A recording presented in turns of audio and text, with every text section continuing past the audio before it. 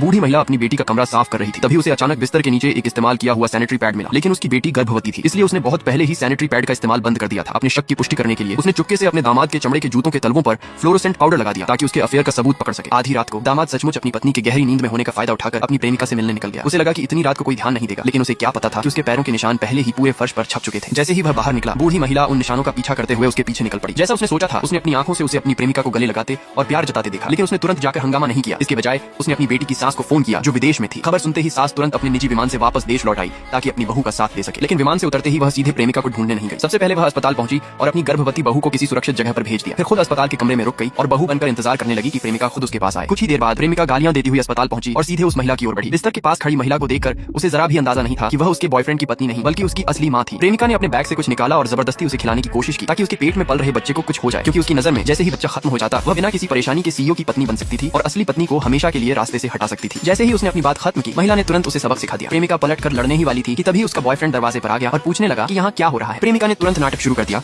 और रोते हुए कहा कि महिला ने उसे मारा है। महिला गुस्से में उसे बेशर्म कहने लगी और बोली कि वह तो अजन्मे बच्चे को मारने वाली थी और अब भी सच को झूठ में बदलने की कोशिश कर रही है। मामला खुल जाने के डर से प्रेमिका ने तुरंत अनजान बनने का नाटक किया। फिर उसने अपने बॉयफ्रेंड के सामने मासूम बनकर कहा कि महिला उस पर झूठा आरोप लगा रही है। बॉयफ्रेंड जो साफ तौर पर असहज था, बोला कि शायद उनके बीच कोई गलतफहमी हुई है। ये सुनकर महिला का गुस्सा और बढ़ गया। उसने उससे कहा कि वह अपनी प्रेमिका, अपनी पत्नी और अपने अजन्मे बच्चे में से किसी एक को चुन ले। स्थिति बिगड़ती देख प्रेमिका ने तुरंत दुखी चेहरा बनाकर कहा कि उसके चेहरे में बहुत दर्द हो रहा है और शायद वह बदसूरत हो जाए। यह सुनकर बॉयफ्रेंड तुरंत उसके लिए परेशान हो गया। उसने उसका हाथ पकड़ा और उसे डॉक्टर के पास ले जाने लगा, लेकिन महिला ने ठंडे स्वर में कहा तुम कहीं नहीं जाओ। फिर भी बेटे को लगा कि उसकी मां बिना वजह तमाशा कर रही है। दरवाजे से उसने अपनी आंखों से देखा था कि उसकी मां ने उसकी प्रेमिका को मारा था। यह कहकर वह प्रेमिका को लेकर वहां से चला गया। अपने बेटे की नासमझी देखकर महिला ने तुरंत फैसला किया कि अगले दिन अपने जन्मदिन के समारोह में वह सार्वजनिक रूप से अपनी बहू को अपना एकमात्र उत्तराधिकारी घोषित करेगी। उधर प्रेमिका को साथ लेकर जाने के बाद बेटे को एहसास हुआ कि उसने अभी बहुत जल्दबाजी में फैसला लिया था और इससे अगले दिन उसकी उत्तराधिकारी वाली स्थिति पर असर पड़ सकता है। प्रेमिका ने उसे दिलासा देते हुए कहा कि वह महिला सीईओ का इकलौता बेटा है। अगर उत्तराधिकारी उसे नहीं बनाया जाएगा तो फिर और किसे बनाया जाएगा। ये सुनकर ही उसे राहत मिली। फिर उसने प्रेमिका को निर्देश दिया कि वह उसकी मां के लिए सबसे महंगा उपहार चुने ताकि अगले दिन के जन्मदिन समारोह में वह अपनी विरासत के अधिकार को पक्का कर सके। प्रेमिका ने गर्व से कहा कि उपहार पहले ही तैयार किया जा चुका है